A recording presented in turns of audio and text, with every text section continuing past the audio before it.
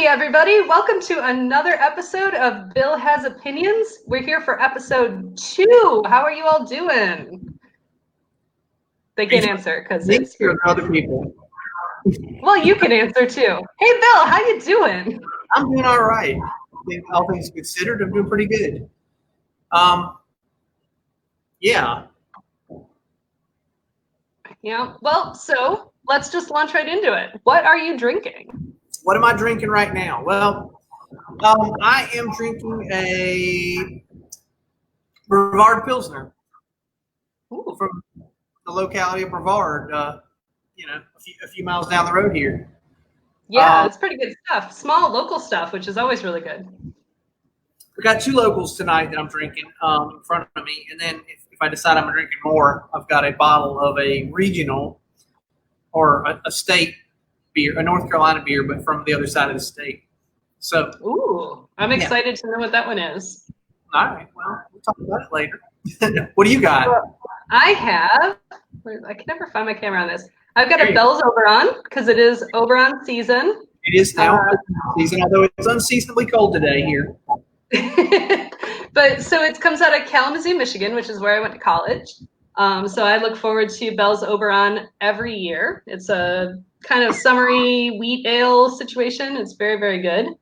So get your hands on some Oberon. It only comes out in like late spring for the summertime.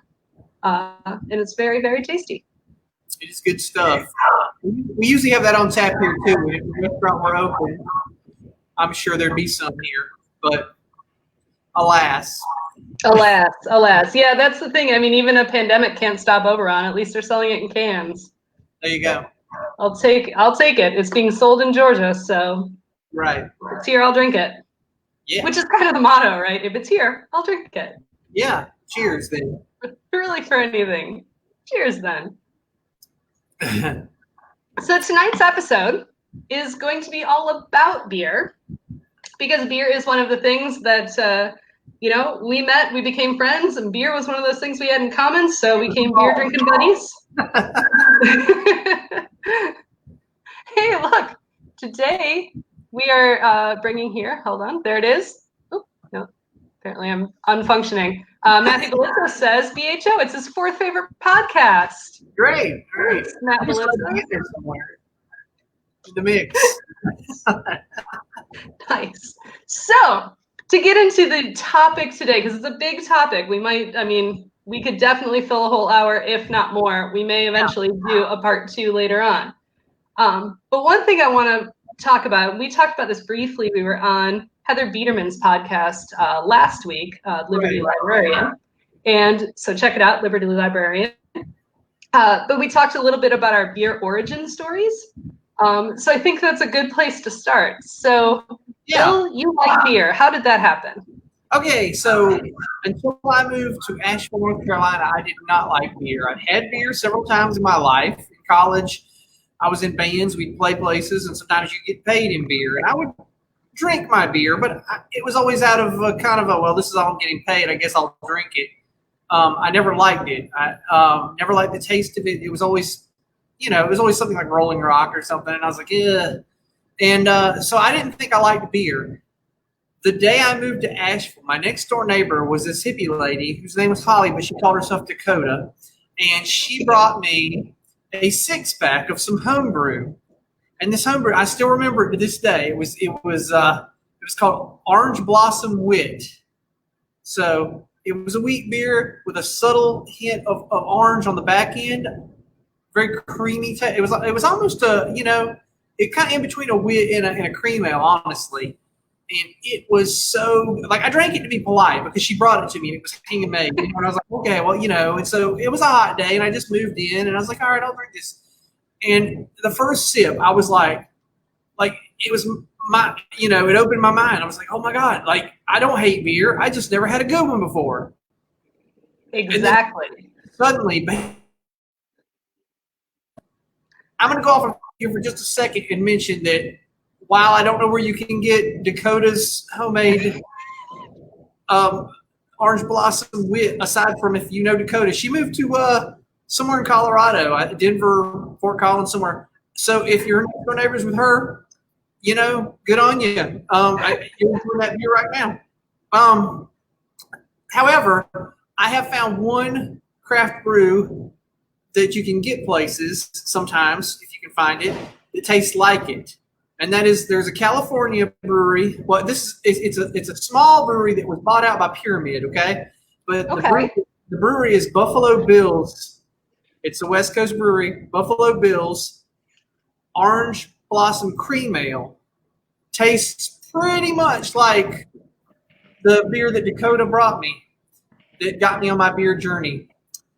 So after that, I kind of started seeking things out. I realized, I do like beer. I just haven't had the one I like yet. And I started kind of going around, and I specifically stayed away from green bottles because those were the ones I always hated back in the day.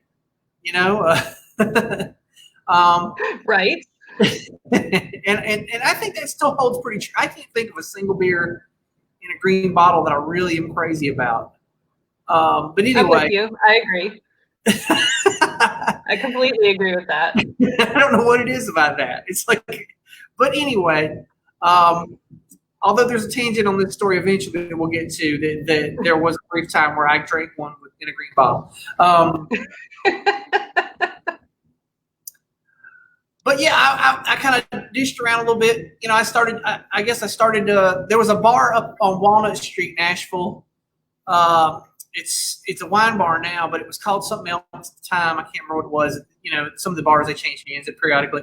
But they had a big Guinness sign in the window, and I went in there one day and ordered a Guinness because I was experimenting. And I was like, hey, you know what? This is pretty tasty. I like this. This has got a nice texture. And, so I started out, aside from the fact that I started with a wit, my initial, then I was all about stouts and porters for a while. I liked Guinness. I liked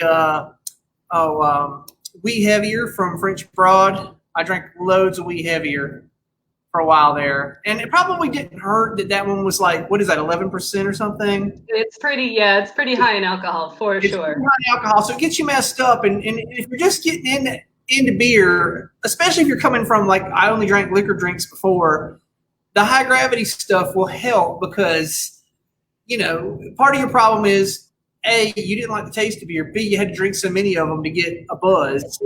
High gravity stuff, you get your buzz on quickly, and then you're enjoying yourself. And once you've got the buzz on, you kind of don't really care about the flavor as much. That is true. Yeah, no, I will start drinking cheaper, crappier beer. If I'm in for the marathon, I will start drinking the crappier beer later on. Disclaimer, I'm not usually in for the marathon. I actually enjoy the drinking of the beer, so I usually drink a couple of good ones and then call it a day. Yeah, we have our binges. I mean, when we're at Dragon Con or something, we go crazy, and we might find ourselves at the end of the night drinking a couple cheaper beers because we've spent excessive money on beer. Beer and other random things. Yeah. That's how it happens. No, but your origin story is very similar to mine. I did not start drinking beer until I got to Asheville. And we started visiting Asheville from Atlanta many, many years ago. And we went to the Thirsty Monk, which is a Belgian beer bar. At the time, it was only this little underground Belgian beer bar. And I was into wine. I was into liquor drinks, but I was not into beer. In fact, a friend from many, many years ago will tell you that he once offered me a beer, likely a really gross light beer. And I just looked at it and said, no, beer, yucky. And he thought that was the funniest thing he'd ever heard in his entire life. So he said that to me every time we saw him after that. So fast forward many years later, when he saw me drinking beer, he was very confused. He was like, I thought beer yucky. But no, it's not beer yucky. It's yucky beer is yucky. But it was the Thirsty Monk, and it was a Belgian beer, which was St. Bernardus Ab 12, which is a quad, and it's super high gravity. So it is not, and I don't know what it was. Something clicked. It was something like angels, bells ringing somewhere, whatever it was. I thought it was the greatest thing I'd ever had. So after that, every new beer experiment was trying to replicate that. I was trying to see what other beers tasted like, what tasted most like that. Right. And eventually it evolved, and then you start learning to drink other kinds of beer and learning to enjoy other kinds of beer. No. It is something I'm very passionate about.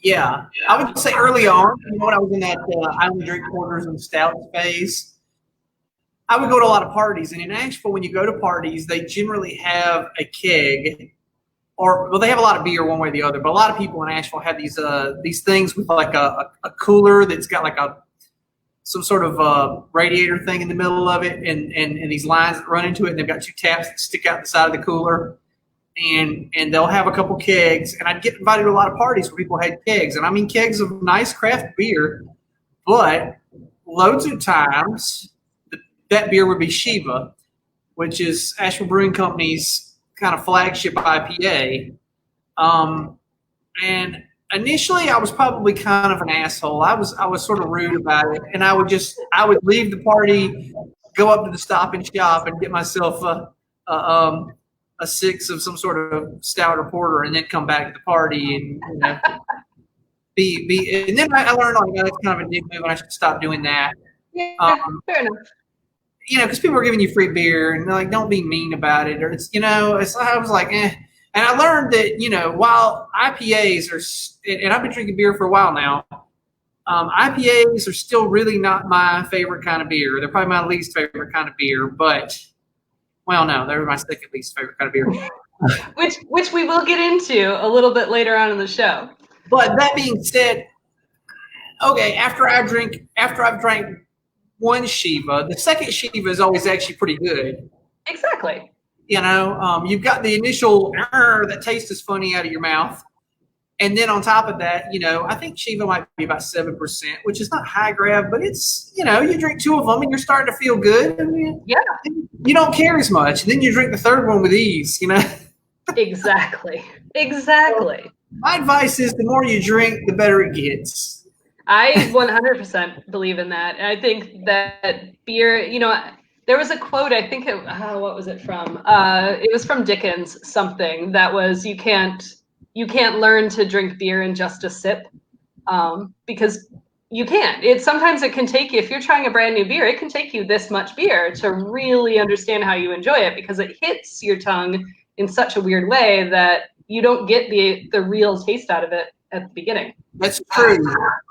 I oftentimes will take the first sip of the beer, and my initial reaction is, good, this is awful, and then, or maybe not awful, but like, I don't really like this beer. And then, like, after the second or third sip, the subtleties start to hit you. You get that, because there's a taste you get when you first drink it. You get this, like, what it's leading with, and then you get these, like, on the way down your throat, all of a sudden there's these, like, oh, hi, we had this ingredient too, Exactly. Exactly. Yeah, beer is really complex. It's rare, unless you're drinking, the really crappy, cheap stuff. It's going to be super complex, and there's going to be a lot of neat flavors in there that you're going to pick out over the course of drinking it. So, what we normally do at this time, we have a lot more beer to come in this episode, trust us, but we like to reserve this time for our station break. And Bill, you've got a very special station break, not paid for, BT Dubs. This is out of the kindness of our hearts. Yeah, we're just like showing you what, if you're a listener who's got a business idea that you'd like pitched on the podcast, this is kind of like where we show you what it could be like. So today I'm going to talk about, during this time period, I'm going to talk about a couple of things. But first, the first sponsor who's not paying for this slot is the person who made this shirt. It says, I love craft beer. And it's got a picture of Cthulhu drinking a beer. This is from my buddy Ian Lino. He designed this. He sold a great many of them. It's so popular, in fact, that the Chinese have pirated this shirt. And sometimes you'll see this shirt for sale from a site that Ian does not have anything to do with. I think, I can't remember. There's T Fury. He actually does that. Those are his shirts on T Fury. I believe so, yes. If you see on any website that's not ianlino.com or geekorthodox.com or tfury.com, that's a pirated shirt. He's not getting a dime. And so I would recommend you don't buy it from those places. But this particular shirt here is Lovecraft beer. yeah. Good stuff. Oh, yeah, you froze there for a second. You froze in just the perfect spot where you're like, look at my shirt. Great. If I'm gonna freeze, let's do it like that. That's the way to do it. I was just gonna say this is not only a good looking shirt, but it's also a very comfortable shirt. Ian uses I think it's American Apparel. It's a very nice fabric. Very comfortable. I've got several of his shirts, but this is the one I find myself wearing more often than not. So yeah, and I have another story about this shirt that we'll get to later in the show. Other thing I wanted to other spot I wanted to throw out. I'm just going to mention again. I'm coming to you live from the Purple Onion in downtown Saluda, which is currently out of business for reasons that I think you're all aware of. But hopefully sometime in the future, when the world gets its crap back together, this is a fine restaurant to come have a meal or a beer. I'm sitting at the bar right now. Or they also have live music on Thursdays and Saturday nights. So, when all this is over, folks in the area or folks who want to drive, come to Saluda, come to the Purple Onion. Come from anywhere. Come from anywhere, yeah. Fly in. We're equidistant between Greenville and Asheville airports. So come on and have a beer here. They've got several taps, and it's always craft beer, and it's always most of the time it's local. Sometimes we have Bells, we have stuff like that. Good high quality beers though. My wife runs this place when it's running, but anyway, so I'm taking advantage of that, and that's why I'm kicking them a spot because I'm using their venue.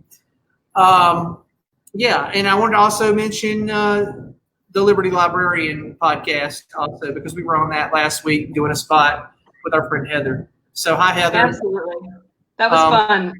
It was a good time, although my video wasn't working because I did not come to the Purple Onion to try and use their bandwidth. See? You should do that. That's a thing that should happen. Yeah. So thank you to all of our non-paid sponsors that we're freely giving ads by space to because we like you. But we're about 15 minutes in. We'd like to start when I know we already started talking about beer, but since it's always something we talk about anyway, we just figured we'd expand the topic this episode. So, sure. Bill, most importantly, what I want to know from you, I need to hear this. There's an app called Untapped. It's a place where you can rate beers you drink when you're out in public or at home, I guess, if you want. Okay. Untapped right there. So, and this is also apparently some type of plug. But so, Bill, you have a very interesting Untapped strategy, and I think our viewers at home want to hear what that is. Yeah. Okay. So. Laura caught me one time she liked to look over my shoulder and see what I was rating things. And I don't remember, we were at a party or something and I was drinking a beer and I was giving it a rating and I think it was like 3.25 or something like that. It was probably a pretty decent beer. And she was like, what's with that rating, man? What's going on there? And then they started teasing me and looking through my phone, trying to figure out what I rated things.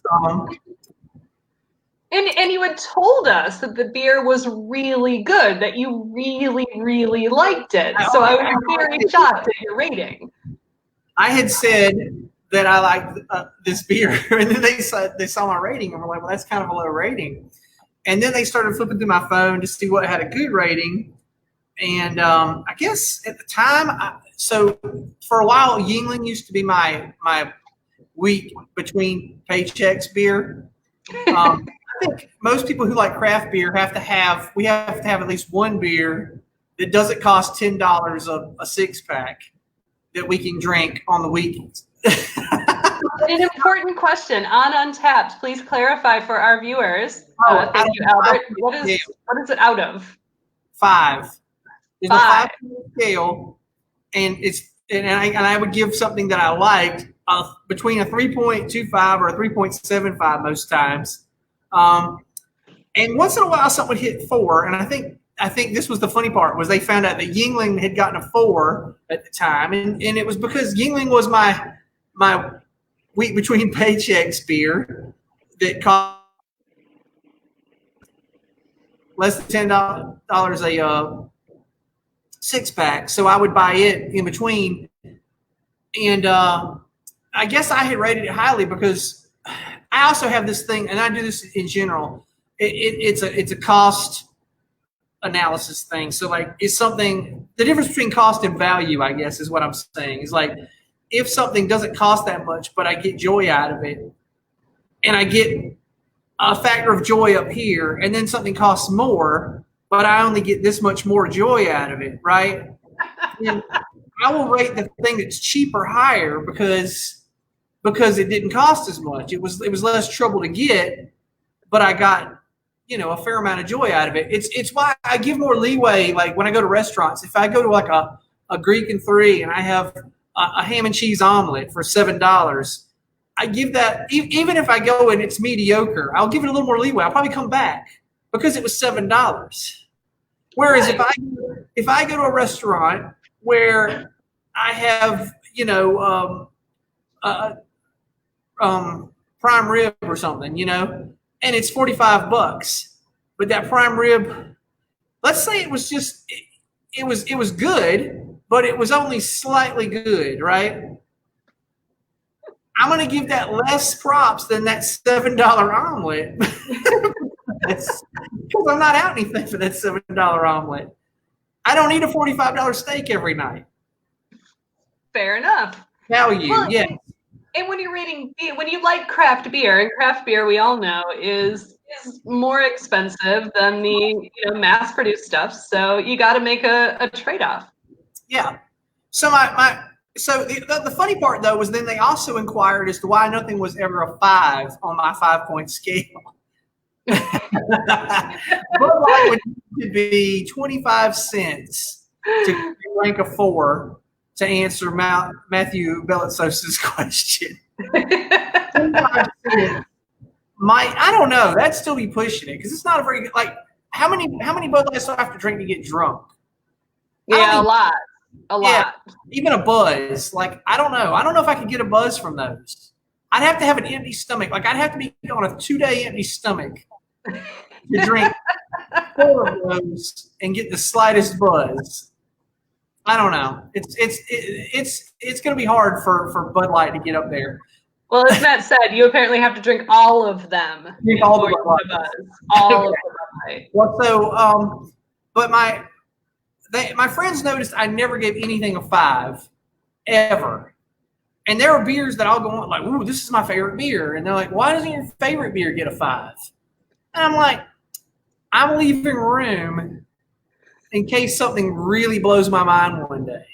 Because if I give a 5 now and then I have something better later, where do I go? There's no 5.1. The scale stops.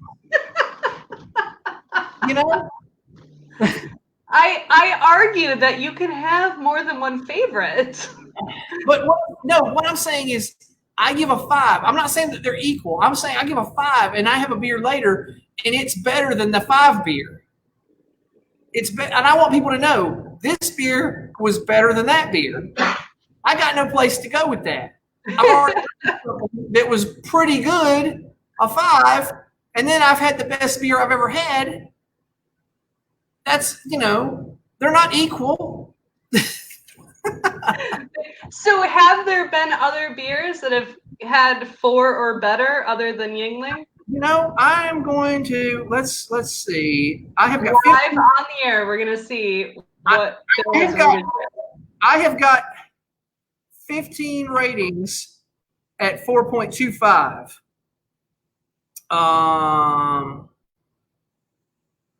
Let's sort it by. Can I change my sort? I don't know. I know when I'm on Untapped. Let me see real quick because I was just on it.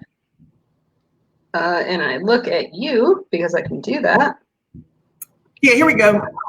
You got it down. So, beers with a 4.25. High Wire Brewing, Orange Meringue. Oh, nice. And that kind of That fits is with your theme of liking orange beers. Yeah, I do like orange beers. I will say that I'm a sucker for that. Oberon, one of my favorites also. I don't know if it's in the 4 level or not, but it's pretty good. Although, does Oberon have orange in it, or do they usually just throw an orange in it? I can't remember. Has it looked at an orange? Is that, let me see. Let's see. It has, well, what I can tell you, it has the color and scent of a sunny afternoon. But it was always my understanding that it was made with orange, although it does not seem to indicate orange on the can in any way. I'm saying when they serve it to you in a lot of places, if you get a glass of it, they usually throw an orange slice in there. Yes, yes. So I associate it with orange, even if it's not an orange beer. Okay, so it was my understanding it has fruit, but according to this, it only has mildly fruit aromas. So it's probably got coriander or something in it, right? Yeah, I think it does actually. Yeah. So also in that same 4.25 range, I apparently rated Blowing Rock's Kolsch out of Blowing Rock, North Carolina. All right. I've got Iron Hill Hefeweizen. Iron Hill is a chain of brewery restaurants out of Pennsylvania, but there is one in Greenville, South Carolina, and I'm very fond of it. I've been there. I've only been there twice because I don't go to Greenville all the time to eat, but they have a very generous rewards program, and they have pretty good brewers there. It's a nice operation. I would recommend. I think there's one coming to your area. Well, there was one coming to your area in the near future. I was going to say this summer it was planning to open up, but I don't know what's going on now with the state of things. And when I say your area, I mean Laura's area, the Atlanta. Yes, I am in Atlanta, so yeah, with any luck, at some point we'll be able to go to this brew pub because we will be able to leave our houses. Yeah. Also on my list at 4.25, Evening Joe from Catawba. Ooh, coffee. That is the blonde coffee beer. Yeah. I like coffee beers. I started out drinking stouts and porters, as we mentioned. Yeah, so that was, but that was the first one I had that wasn't actually dark brown and doesn't taste terribly caramelly. It's sort of a weird, I don't know how to describe it. It's very smooth. It's got the smoothness like a stout, almost like a drop kind of, you know what I mean? Like a nitro almost, except for, but it's not. I mean, but it's got that kind of smoothness to it. So if you like Guinness, I'd say Evening Joe from Catawba, really good beer for somebody who's probably into Guinness or likes coffee. I've got a wit beer here from the Thirsty Monk, which Laura mentioned. Yes, Thirsty Monk in downtown Asheville. Holy Wit from Thirsty Monk. I gave a 4.25 to. Nice. The Rye Lager from Zillicoa. Zillicoa is a Nashville brewery on the French Broad River. Zillicoa is the Cherokee word for the French Broad prior to us colonizing and deciding to name it after some French broad. If I had a rib shot, we'd need it right there. Yeah. I think her name was Fifi LaRue, and she was one of the explorer's girlfriends or something. And he's like, I'll name a river after you. But then he couldn't remember what her name was. He's just like, nah, this is the French Broad River. Yeah. Fair enough. Yeah. Fair enough. Oh, so this is a style I must really like. Kolsch. I'm not saying I must really like. I know I like Kolsch beers. Sunshine Kolsch from Catawba. So that's 2 for Catawba now. Catawba's a good brewery. I would actually say Catawba's probably. So when I first moved to Asheville, my favorite local brewery was French Broad, actually. But French Broad's gone through some changes and stuff, and now they've never really diversified their beer list either. They've got 5 beers that they've always made, and they still make them. And yeah, and their Kolsch is okay. I like their Kolsch all right too. Their Kolsch and then their Wee Heavier are the 2 that I like from them. Some folks like 13 Rebels. I don't care for that. But I used to. It's really sweet now, though. But my palate has changed a lot. Right, and same. Also, by the way, there's a lot of beers I liked when I first started liking beer that now I do not care for. I've got this one unknown brewery out of Charlotte. I love that brewery. Featherlight, which is a sour Berliner Weiss. More of a Berliner Weiss. But Berliner Weiss and Hefeweizens sometimes sort of scoot across. They're almost gozes, but not, you know what I mean? Like in the flavor range. I mean, like sometimes they taste more like Kolsch and sometimes they taste more gose. Yeah, for sure. Oh, and this is okay. New Belgium, also a pretty solid brewery. Now they're technically out of Fort Collins, but we have a New Belgium satellite in Asheville, so we all kind of consider it an Asheville brewery too. This one's the Tartastic Raspberry Lime Ale, which is it claims to be a fruit beer, but it's a gose. Let's be honest.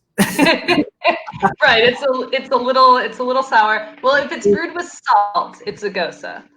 Okay, so it's technically not because it does not have the salt. It is a sour though. Let's say it's a sour. Fair enough. Oh, this is crazy. This is one out of Europe. Butenheimer Kellerbier. It claims to be a combo Kellerbier Zwickelbier, whatever that means. Sure, we'll just go with that. You know, that's from St. Georgenbrau. Nice. Shout out to the German beers. Yeah, I'm going to come back to that one in a minute, and we're talking about where I had. I don't even remember. I don't drink a lot of German beers, so I'm confused about that. Like, where did I have that at? That's weird. Yeah, I had to be at a festival or something. That's odd. Okay. Cold Mountain Winter Ale from Highland Brewery. Now, Highland Brewery is Asheville's flagship brewery. It was our first brewery. It's the first brewery in Asheville. It really started the craft brew explosion in the Asheville, North Carolina area. That said, I don't love a lot of the stuff they do. I think Gaelic. Every restaurant in town has Gaelic on tap or a bottle or something. You can get it. Which is a red ale. It's a red ale, and it's kind of their, you know, but it's like a fat tire. Like, I mean, theirs is very different than fat tire, but it's just sort of a standard amber red ale that tastes like beer. You see it all the time, though. If you go to a restaurant, they'll have that. Like some places that don't really carry craft beer, they'll have fat tire and Highland Gaelic, and that's their craft beer selection. They'll say. You know? Exactly. I find it to be pedestrian, and I don't really care for it. And I don't really like anything else that I shouldn't say that. Sorry, I'm drinking one right now. While I'm on the subject of Highland, this one is the Star Chaser White, and it's pretty good. Okay, I would probably give this one a 3.75. That's pretty good. That's just below a Yingling, but not quite over a 4. So it's not bad. It's not bad at all. Right. So, but anyway, back to my rating scale here. 4.25. I had Cold Mountain from Highland. So I gave my caveat about not really liking Highland. I like Star Chaser White, all right, but I really like Cold Mountain. Now, I'm starting to think Cold Mountain's a little bit overhyped, perhaps. It's a really good. It's their winter seasonal beer, so it only comes out once a year. It comes out like early November. Yeah, about. Everybody goes crazy. I usually wind up getting like 2 bombers of it because I managed to get to the store on time to grab 2 22-ounces. I swear, I was like, if I'd have been 5 minutes later to the store this past Christmas, I wouldn't have got any. Right. I got there and there were like a dozen left, and I snatched 2 of them.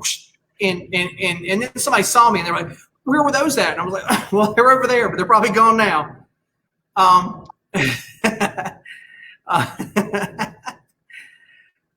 Good for you, Steve Crowley. Good job, Steve Crowley. One night. I mean, you drink whatever gets you blitzed if that's what your final goal is, that's right? What you're into. But Cold Mountain. So here's the thing I will say about Cold Mountain. Even though I think it's a little bit overhyped and it's hard to get nowadays, although I still manage to drink like 3 or 4 on tap because bars have it. Yes. That's how I usually get it. Mid-November. I mean, I've had it here. I'll drink it here until they're out of it usually, you know, and then I have it at a couple other places in town. I think I had it at Brick's Pizza or something like that. Yeah, even Atlanta will have the bars in Atlanta will have Cold Mountain events sometime right around the holidays. So I make sure I go to those. Yeah, it's a good beer. I'm not trying to knock it at all. There's some other holiday beers that have come out in the last couple of years that's given it a run for its money and made me start to think maybe everybody shouldn't waste their time running around crazy like to try and grab it, because Boojum makes a pretty good knockoff of it now.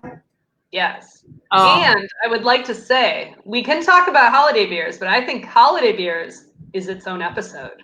Oh, man. Maybe we'll come back to this in November. In November, I think we should. I think this would be a good topic for that time of year. Only thing else I still want to say about Cold Mountain is regarding the flavor palette thing and the complexity. It's a very complex beer, and that's what I like about it. It's a little different every year. They have a recipe, but they tweak it a little bit, or they put a little more of this, a little less of that. They do, yeah. And so to that end, like every year, it's kind of a surprise what you're going to get, and you get it and you drink it. And maybe the first time you drink it every year, you're kind of like, it's different last year. But I feel like, I'm still always pleasantly surprised. It's a good mix of, it's like nutmeg and vanilla and some other spices and stuff. And it's very, I don't know. I had a friend who used to say it was like Santa Claus in a bottle. Yeah, that's a fair assessment. That is completely a fair assessment. That's a good one. Now, my next beer, 4.25, Utica Club out of New York. Oh, this is another cheap beer. This is a between paychecks beer. It runs about $6 a six pack.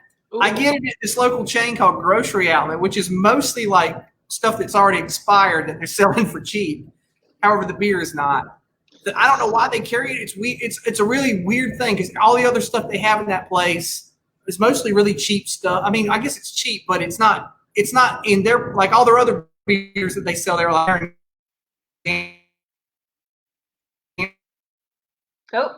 stuff like that. And for some reason they have this. It's like you're cutting out a little. It's like $6. All right, but it's like $6 a six pack. I find it's a really good beer flavored beer, is Matt Bellitz would say. Beer for beer. It's good with like hot dogs. It's good on a summer day after you've been mowing the grass. Yeah. Albert Short. Utica Club. Give a shout out to Utica Club also. Albert. Absolutely. That is the one. 4.5 still. Clawhammer. Oh, this is another Highland beer. Surprisingly, for me saying I don't like. So Clawhammer is their Oktoberfest. What I would say, you don't like their regular beers, but you do like their seasonal beers. Which I agree with that assessment. I like a lot of Highland beers, but their seasonal beers are among my favorites. I need to open another beer here. Okay, the Wells Banana Bread beer. Have you ever had that one? I've tasted that one, I should say. It's a little too sweet for me, and a little too, but I dig why it exists.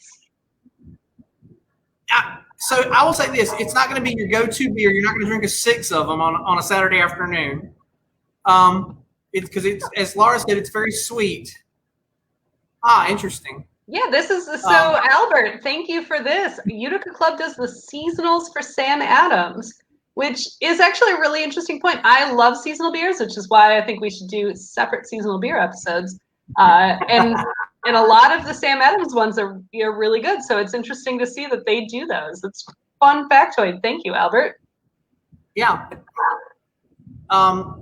Anyway, banana bread beer. It's what I'd call a dessert beer. And there's a few of these. I don't drink a lot of them, but there are a couple of them, and they're really sweet, and they're usually kind of a desserty flavor. This one, like I swear to God, it says banana bread beer. It does taste like liquid banana bread in a glass. It really does. And you won't, like I said, you'll drink one of them at like 10:30 at night before you go to bed. That's kind of the beer it is. It's like I had dinner and I'm looking for something sweet, like it's like when you go back to the refrigerator and you're looking for ice cream. But instead you go, oh, hey, there's a sweet beer in here. I'll drink that instead. That's what I usually do. My wife likes ice cream. Usually when she's having her ice cream, I fix myself a sweet beer. That's when I grab, like a s'mores porter or a banana bread beer or a creme brulee stout or something like that. They're very sweet. You can't drink but one of them once in a while, but they're a good dessert. They're good for, yeah, absolutely. No, I agree with that. I've actually made the mistake. So a slightly side thing, which we will return to if we do seasonal beer episodes, is that in the winter I like to drink dark beers, and a lot of them tend to be sweet. So I have made so many mistakes this past winter when I would go into a bar and I'd look at the menu real quick and I'd be like, oh, there's that's a dark beer that sounds interesting. And then it turns out to be way too sweet for before I eat dinner. Yeah. What did I do? Why did I do this? Oh my gosh, yeah. It totally matters. We need to talk about this briefly about pairing, because the same thing would happen to me. Back when I was in my only drink stouts and porters phase, I would go to a Indian restaurant and I would order, let's say, a duck rabbit milk stout with my Indian food. And I would wind up regretting it because the beer would taste awful after you had a mouthful of curry. The curry, I don't think anything puts off your palate worse than curry. It just wrecks it. Everything else after that is weird. Mm-hmm. And so, if you're eating a curry, so I said before, I don't really like IPAs, but if I'm eating something really spicy, Indian food, Thai food, Mexican food sometimes where I'm putting a lot of hot sauce on it, I've learned, I grab a hoppier beer then, because that's when they taste good. When I'm eating spicy, they're not disgusting. If I eat spicy food and then I grab a typical Pilsner that I'd like to drink, that just tastes so syrupy sweet to me. Like, you're just like, oh, what'd they do to this one? This one went bad. Exactly. Yeah, no, fun fact, hops are super good with spicy foods. And I think we have IPAs, so I think we should segue into IPAs. But so to do that, I have here a Brewdog Hazy Jane, which is an IPA out of Scotland. So although it's out of Scotland, but their American brewing location is in Ohio, of all places. But this is their New England style IPA, and it's really, really, really good. But I like IPAs. I like them a lot. Wait for a moment and tell us the difference between a California IPA and a New England IPA. All right. So I don't want to get too super technical. I am a complete beer nerd, so I love learning about the little bits and pieces of IPAs. So IPA, of course, for anybody that does not necessarily know, stands for India Pale Ale. And the reason it's called India Pale Ale is that hops were used as a preservative. So when beer was sent from England to India during, colonialization, it would stay preserved. So by the time it got to India, people could still drink it. And it became its own beer style. And IPAs out of England are going to be very, very mild compared to what American breweries have done. And American breweries kind of took the stance of, let's try to make the most hoppy, which translates on our palate to bitter, beer possible. So the West Coast IPAs, the California IPAs, they were just trying to one-up each other with as much hops as they could get into a beer, which created the West Coast or California IPA phenomenon. Then the East Coast got into it, so what we call New England IPAs, and those refer to hazy IPAs, so they're not filtered. So they have kind of a hazy, almost juicy flavor. So they're going to be a little less bitter hoppy, but really, really juicy. So that is for a very, I just ran through some beer nerdness right there. That is a very basic intro to the difference between West Coast and New England IPA. All right, so I don't love IPAs. I don't like the taste of hops, really. But I can drink them sometimes. And what I've learned is the hazier juicier ones. And it's my understanding somewhat it's the type of hops too. It's yes, because there are countless types of hops. But there's the Citra hops don't have quite that bitterness that I dislike, which kind of, I'm also a person who dislikes cilantro, and I think there's a slight correlation between that and hoppy beer, like not liking hoppy beer. I could be wrong, but I've talked to a lot of people, and people who hate hoppy beer also tend to hate cilantro. Yeah, that's actually really interesting. I'd be curious. Tell us in comments, do you like hoppy beers and or do you like cilantro? I'd love to kind of do a very quick scientific study, all 5 people watching this. Yeah. And anyway, though, the beers now that they're putting out where it's an IPA, but it's also got kind of like a citrus back end. Sometimes so New Belgium, for instance, has one called Citradelic. Mm-hmm. In spite of my not liking IPAs, during the summertime, I buy a load of Citradelic, which is a citrus flavored IPA. I like out of the Atlanta area, what's the brewery with the turtles? The brewery, the Terrapin. Terrapin. The brewery with the turtles is Terrapin. Maybe it's Sweetwater. I don't know. Somebody makes a tropical IPA that's got a lot of fruity. Oh yeah, they both do actually. Okay. Out of Terrapin is the Luau, which is really fruity tropical, Right. and I can't remember what the one of our viewers will know. There is a really good tropical IPA out of Sweetwater here in Atlanta. I think it's pineapple, and I really like it. And I like I can drink the Sculpins out of California. Yeah, they got a grapefruit and a blood orange and 2 or 3 different.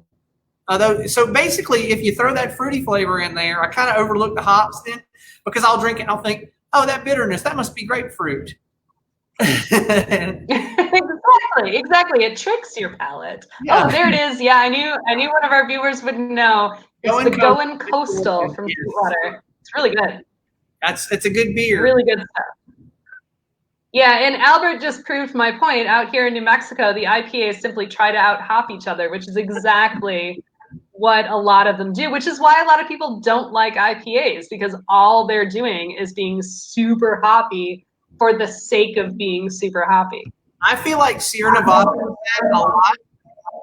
As a matter of fact, Sierra Nevada tries so much to hop their beers that their other styles are awful, because I've tried to give them several chances to impress me, and I'll buy Sierra Nevada beers that aren't aren't IPAs, right? Like I'll try their wheat beer, or I'll try their porter, and I'm always disappointed. I swear I've tried 7 of their beers that aren't IPAs, and every time I'm like, oh, fool me 8 times and shame on me. Which again, yeah, we need to come the holidays. We need to revisit beers for seasonal beers, because I love a lot of the Sierra Nevada seasonal beers, whereas their other beers are not my go-to. Speaking seasonals, you know who else is good at seasonal beers? Shinerbach out of Texas. Oh yeah, I actually never think of them on my list. Their regular beer is not great. Their Christmas beer is good, and their summertime beer is good. So nice. Yeah, I like both of those. Give me just a sec. I'm out of beer now. I'm gonna go grab that 3rd mystery beer that we talked about. Well, then while you grab it, I will talk about our next segment. We're gonna do a quick rapid fire, and then we've got some controversial beer styles that we want to discuss. So if I had another commercial break to throw to here, it would be great. I do not, so I will point that Steve Crowley likes Shiner Blonde, and Amy Hicks is a big fan of Sierra Nevada because they have a lot of good sour styles. Surprising. I recall Amy's a big fan of sours. And well, there's nothing wrong with sours, which we'll get to in a minute. Last time I was having a beer at Sierra Nevada. Actually, I was there with Amy, and we did have some sour beers, and they were pretty good. I have to say that was one. off the ranch style that they did do quite well. I don't know if you can get them bottles. Like I mostly, when I say this, I buy things at the store, those make your own 6-pack deals. And I'll usually pick whatever weird Sierra Nevada beer there is. And then I'm like, yeah, this is terrible, But the ones, if you go to the brewery, they do have a few better beers there. So, yeah. All right, Bill, I want to do a couple of rapid fires. You ready? You ready for some rapid fire? All right. What's your favorite, lagers versus ales? Lager. So the basic difference is the brewing style and the temperature at which it's brewed. So your IPAs are typically going to be ales, or your stouts are typically going to be ales, but lagers will be things like lagers or pilsners or kolsches. So, and they're usually crisper in their taste. Sorry. Ooh, do you have? Oh, that's one of my all-time favorites right there. Mother Earth out of Kinston, North Carolina. Endless River Kolsch.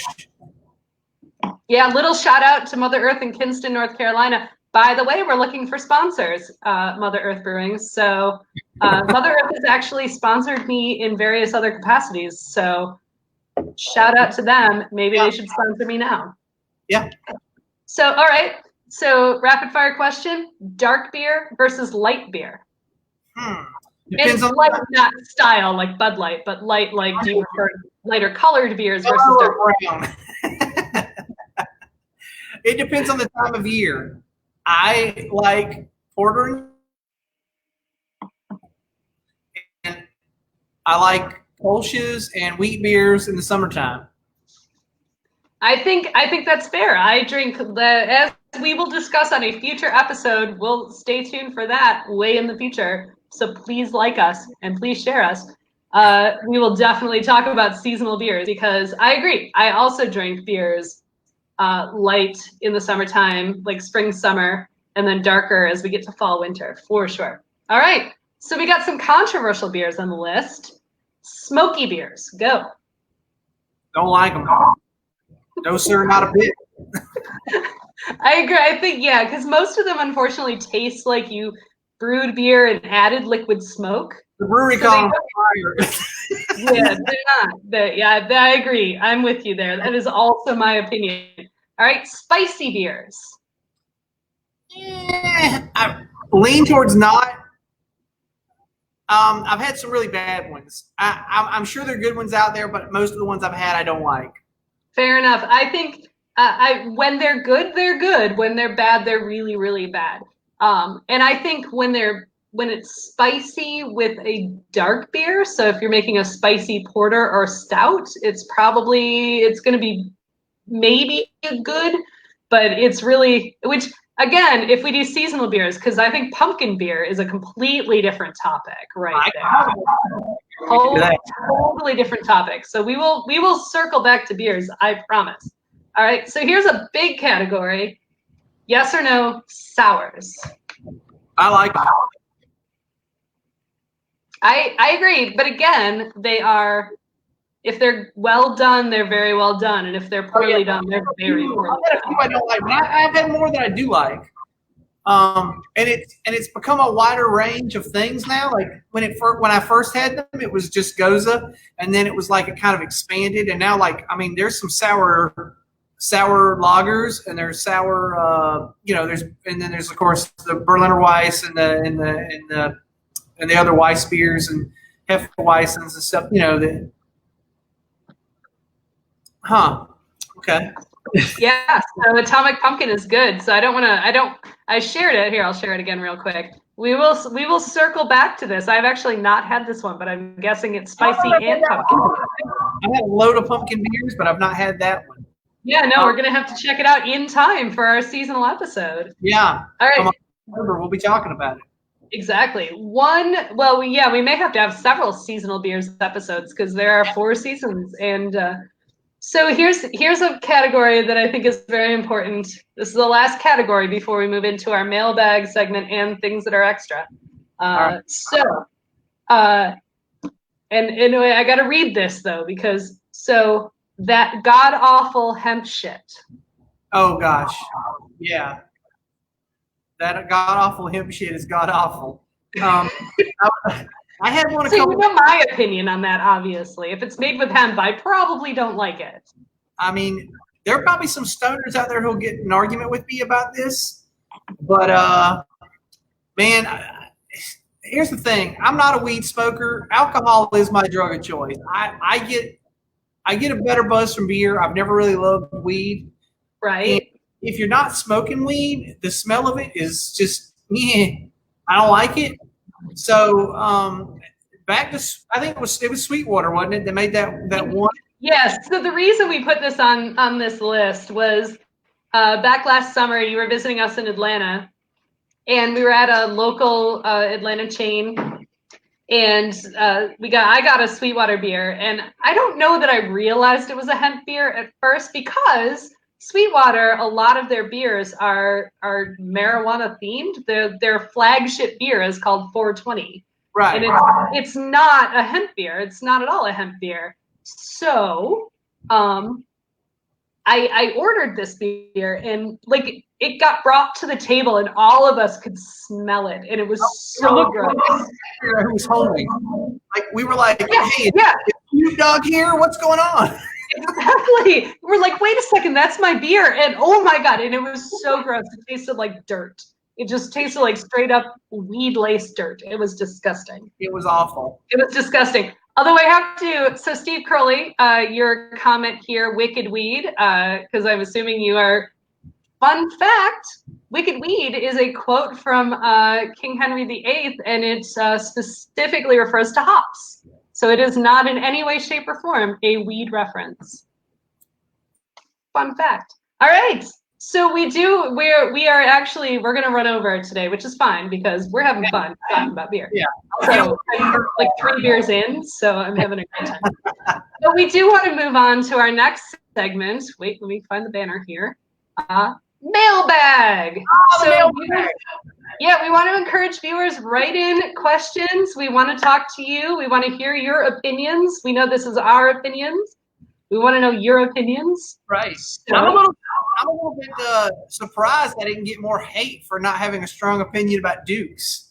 so yeah, from our Southern contingent. Right. I'm surprised too, but as a Midwester, I am a Southerner now, but I'm a Midwesterner by birth. And yeah, I'm actually very surprised that you did not get that. I know. I thought those were fighting words. I thought, So, but real quick before we move into our mailbag, Steve agrees with us. Beers that smell like weed are also gross. So fair enough. All right. So we had one official mailbag, although I have something I want to bring up from last week's episode. One official mailbag. Matt from Atlanta wrote, if pickles are condiments, does that make banana peppers or other sandwich peppers condiments? I say yes. And the reason is, well, first off, they contain vinegar. And vinegar is the basis for 90% of all condiments, right? I mean, vinegar was the original condiment, basically. I mean, you got your oil and vinegar, mustard, ketchup, mayonnaise. These all contain vinegar. Yeah, so if pickles are a condiment, so are banana peppers or jalapeno peppers or any other kind of pickled thing you're going to throw on a burger. Or sure. That's where I'm. Yeah. So I guess my question is, what's the difference between a condiment and a topping? So I think it has to be preserved long. So not a condiment. Because eventually it's bad, right? They're chopped up onions. What's that? You froze there for a second. So what's not a condiment? Chopped up onions. Oh yeah, no, not a condiment. Chili. I love chili on a burger, but it's not a condiment. That's a topping. Bacon. Bacon. Yeah. So where would Fuddruckers put it? That's a reasonable assumption for what is a condiment. Where would it go? I mean, would they put it in the big pump squeezer at the end? Yeah, exactly. Is it all in that area right there? Like if you go to, a lot of Mexican restaurants will have the salsa bar, which I think we would argue is a condiment. Yeah, right. but sometimes they'll have the pickled jalapenos and other things in that area too. So I think jalapenos are kind of an offset. Yeah, based on your definition, I think that's fair. So I had a quick mailbag, not really mailbag, but more of an observance since our last. So as we all are right now, right? So with the current pandemic and how we're all changing the way we live, I was looking at one of my cleaning products under the sink to see, if I could kill viruses with it, see if it's something I should use right now. And I discovered that in the list of ingredients was xanthan gum. Xanthan gum? Yeah, just like you said, is the key ingredient for hot sauce. Huh.